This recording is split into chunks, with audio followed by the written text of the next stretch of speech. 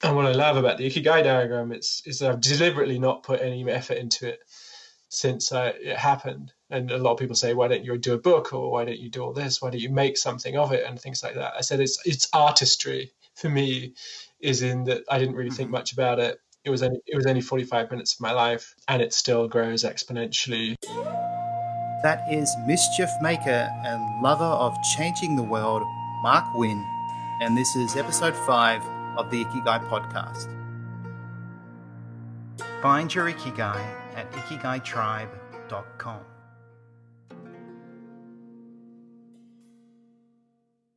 Hey there, thank you for joining me. It's Nick Kemp here from ikigaitribe.com with episode 5 of the Ikigai Podcast.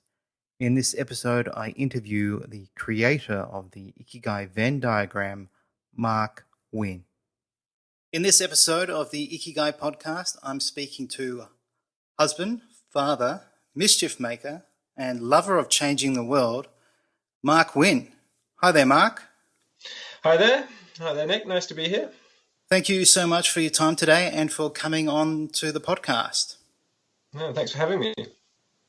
So really, I think you have many hats. You're a business coach, an entrepreneur, and you're also the creator of the Ikigai diagram.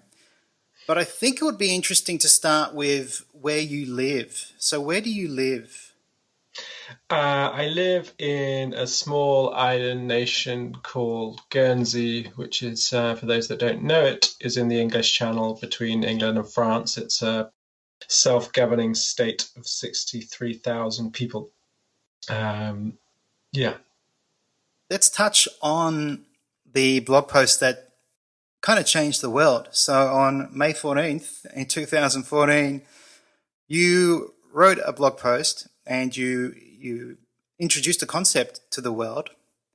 So let's talk about that. So we're talking about the Ikigai Venn diagram. So how did that blog post come about? Yeah, I'm quite embarrassed really, because I didn't think about it too much.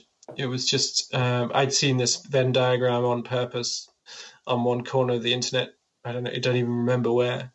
And then, I've become fascinated by the Blue Zones work from Dan Buettner on the research around areas of extraordinary life expectancy and that TED-Talk. And in that TED-Talk, he talks about the concept of Ikigai as being one of the key components of areas of people who live to over 100.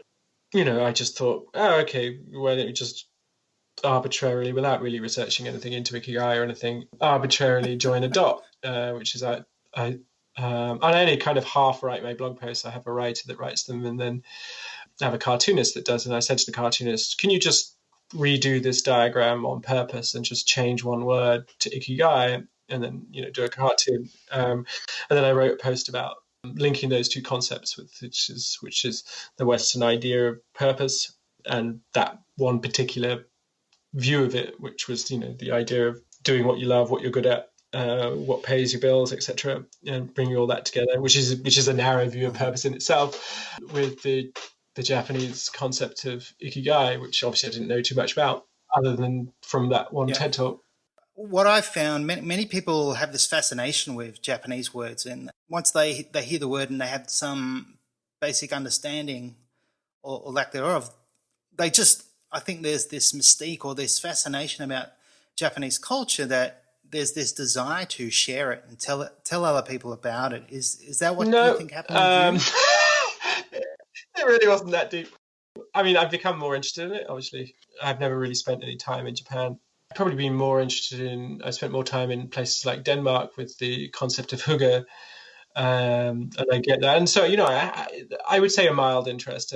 Someone like you who spent time in Japan and visited it is really deeply immersed in what that cultural thing is. I haven't deeply immersed in Japanese culture before, despite having this strange story around it. So it really was just a moment of, this is a cool word. I'll just match it to this other concept and write a blog post. And obviously you had no idea what would happen. No. And so, in those days, I blogged to everyone I'd ever met. And it was just a way to reflect weekly and keep in touch with everyone I'd met, and stay accountable to one's philosophy, right? That was emerging at the time. If I shared it with everyone, I would be accountable to it. And so it wasn't really any more than that. And then I don't know, a year or two later, someone must have seen the diagram, a bit like I'd seen the diagram on the corner of the internet that I changed a word on. Someone must have seen this diagram on the corner of the internet and then started sharing it, and then it turned into a worldwide phenomenon. Yeah.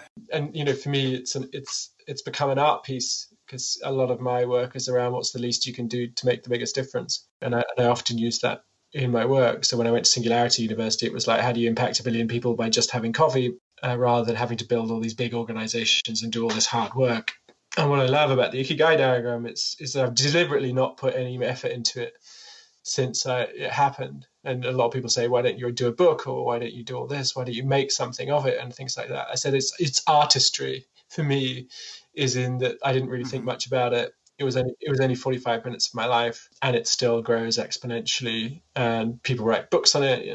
As I said, that diagram's had an input on your life in a different way, more to challenge. This is not the true Ikigai, or something like that. It's something different, but it was actually that tension that drove you deeper into it.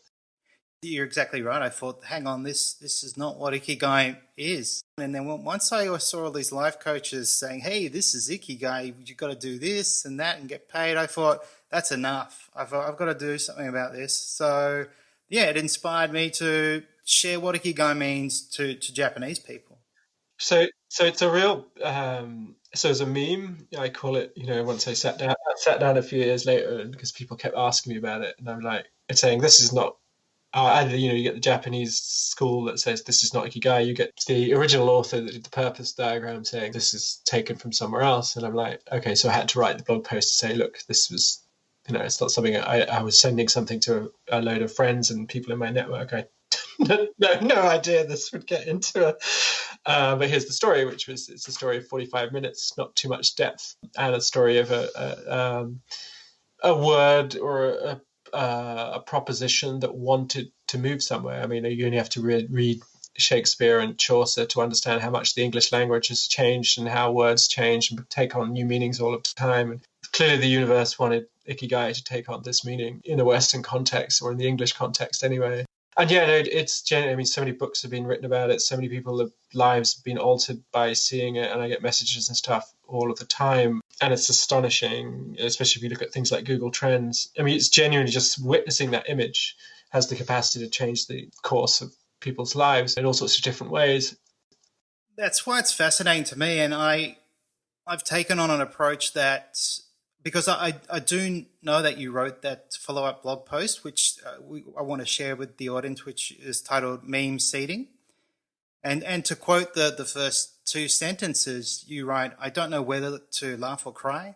Less than an hour of my time has made more of a difference in the world than all of my time put together. And once I saw that, I realized, okay, this was like serendipity. It was you just connected these two things. You weren't out to deceive the world. No. And you have had this positive impact. And for many people, the Ikigai diagram could be their Ikigai if that's how they wish to take their life. I see it as a good snapshot of entrepreneurship. If you want to be an entrepreneur, this would be one way to go about doing it.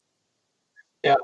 But yeah, I was probably more shocked at how it went viral, and that everyone would just see it and go, oh, okay, that's what Japanese call Ikigai.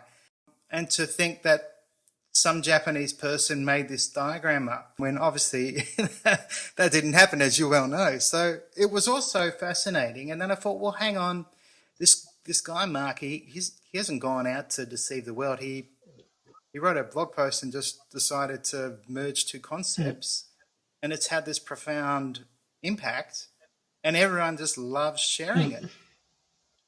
Yeah, I mean, and if I had a penny for every time someone had shared it, I'd be a very wealthy guy. But I don't, and that's fine. I don't really feel it's mine anyway. It's two other people's concepts that I just spent the time kind of joining. But that idea came through me in one particular moment at one particular time. And what's most important for me about all of this is that people are genuinely looking within to reflect on their path And if we look at what really needs to happen in society, then that's the inner transformation, right? It's the listening to one's own inner story and living from that place. Essentially, what I do every day is helping people tune into who they are, really.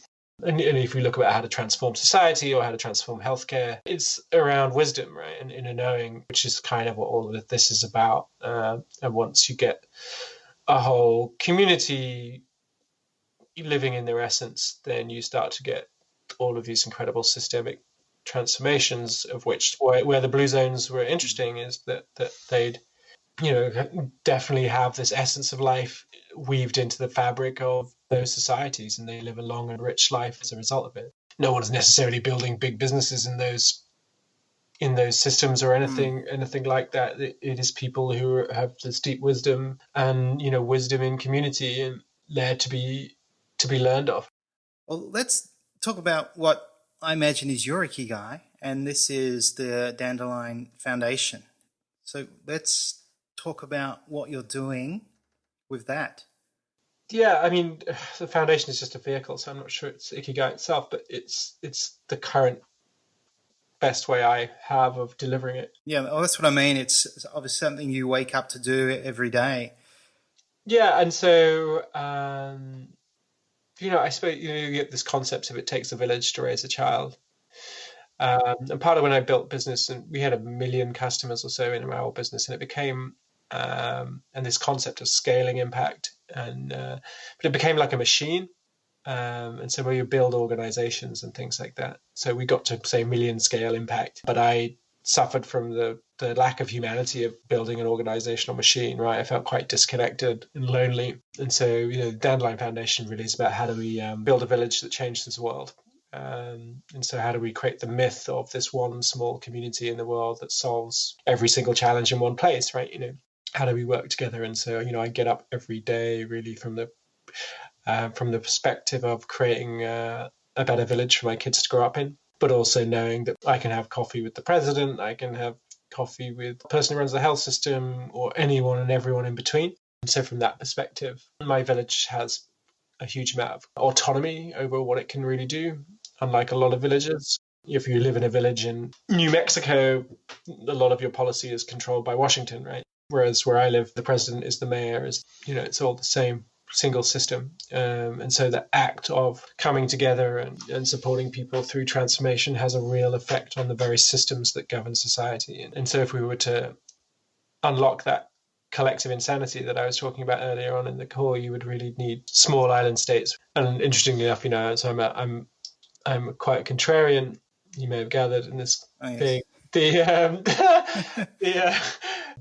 Everyone's like looking at how do you solve global poverty or something like that, which would be a 3 billion person, say, challenge. And but everyone else in the same breath talks about the 10 richest people in the world have more than those people, right? And I'm like, well, instead of thinking about alleviating poverty, you start to think about alleviating wealth, because that's a 10 coffee conversation.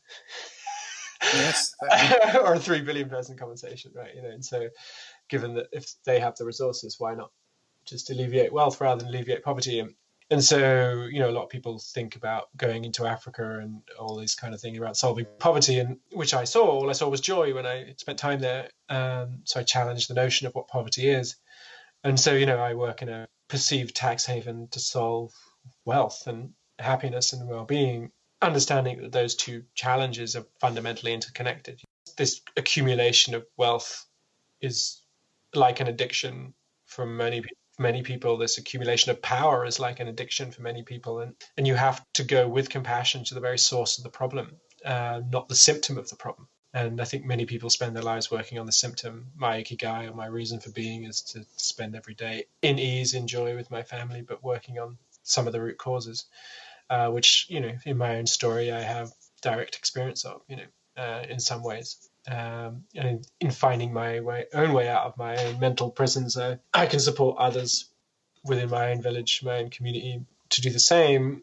And in turn, my community can support other communities as well, just through inspiration or through direct support. So I'm hoping the urban myth of my island starts to propagate around the world in meme form at some point.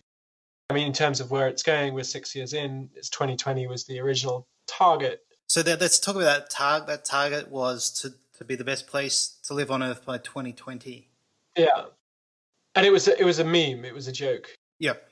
When we launched, it was like, how do we make Guernsey the best place to live on Earth was the question of the conference, and then we launched the project or foundation that night, saying we're going to make Guernsey the best place to live on Earth by 2020, and then just launched this random adventure to launch our own version of the Apollo program, which was, all we need is a big goal and not enough time. We would never answer what best place to live on Earth meant, but actually, when we were asked that question, what does it mean to you? I said, what it doesn't really matter what it means to you. It's what it means to you, the person who's asking. What does the best place to live on Earth mean to you? And then the question is, when you answer that question, why aren't you doing something towards it? So again, it's just a reflective question at system scale. But interestingly, what's happened is, 4 years ago, our president gets elected wanting to make Guernsey the happiest and healthiest country in the world by 2026. All of our national policy has changed towards happy and healthy and quality of life. Education systems in transformation, healthcare systems in transformation, civil service in transformation, politics is in transformation, criminal justice is likely to happen, and our tax system is likely to happen next year. The figures for measuring quality of life have just kind of been released in the last year, and we are one of the top jurisdictions in the world, and there are some areas that still need improvement, because if you haven't got money in Guernsey, it's a tough place. We're seeing that people don't necessarily have as big a social networks as they like and things like that. But the comedy of it is so there's very real system changes, and people are like, we're not the best place to live on Earth. But they're missing the point, which the line was to get transformation happening rather than necessarily to be about anything in specific. And, that playfulness and that meme and that us setting off with a goal has, fundamentally created a lot of change within our democracy and within our system. And it took no fight, it took no stress, it took no requiring to throw parties out or go into this dark revolution or this tension and everything that you're seeing everywhere else. It's just a meme and playfulness and mischief, and that over time is having a big impact. But we're not doing anything. We're not building anything. We're not the ones doing the work. It's lots of different people in different ways inspired to make change. And that narrative or meme, a best place to live on Earth, works. And it's not about achieving the aim. It's about what the aim causes the community to reflect on. Guernsey, what's happening here is incredible. And I think over the next 10 years, you'll start to see the magic that my community creates on a global scale. The goal is for it to be modelled by other communities and villages and states and then countries. Yeah, the primary goal is to create a place where my kids can grow up in and be well. Communities inspire each other in lots of different ways. And if we achieve, if I achieve as a parent what I want for my kids as a village, then that will spread. And it does already spread. Some of the stuff we're doing here has inspired other communities and stuff significantly in many ways already. So the virus is already uploading in the same way that many communities like Okinawa, etc., inspire us to do what we do here. So it takes 7.7 billion of us to transform this world into to the beautiful place that it can be. Where can people learn more about what you're doing? I always say come for coffee in Guernsey. Come for coffee. Okay. Well, yeah. Do you know the coffee's really good in Melbourne? Have you heard that? Yeah, no, I spent time in Melbourne. I remember I lived in the Ritz as a backpacker for a few months. I love that city. Had some fun times in 2002 maybe. So I like the cultural melting pot that is Melbourne. And so I invite anyone for coffee here. Plus, I invite anyone for a coffee online if you can't quite make it to the island.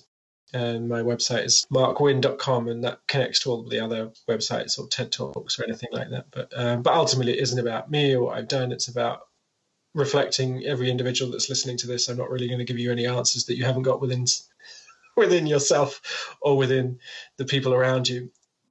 I was just going to say I've learned quite a few things just by watching your TED Talks, or things perhaps I did already know but I had forgotten, or even just things now on this talk. Ease, or what you mentioned before about the prisons of our mind, how we lock ourselves in these mental prisons and we struggle to get out of them. Yeah, it's like, I think, the struggle is part of the magic, right? If it was easy, it wouldn't be. We wouldn't do anything. Yeah. So it's like, in some ways ease is great. I'm a big proponent of ease, but also there's, transmuting struggle into ease is where the magic of life occurs, right? And ease wouldn't feel like ease if you'd never felt struggle. So we need the light and the shade to understand perspective, I suppose. But I'm a big fan of ease. I'm going to look into it. It sounds like a good way to live life.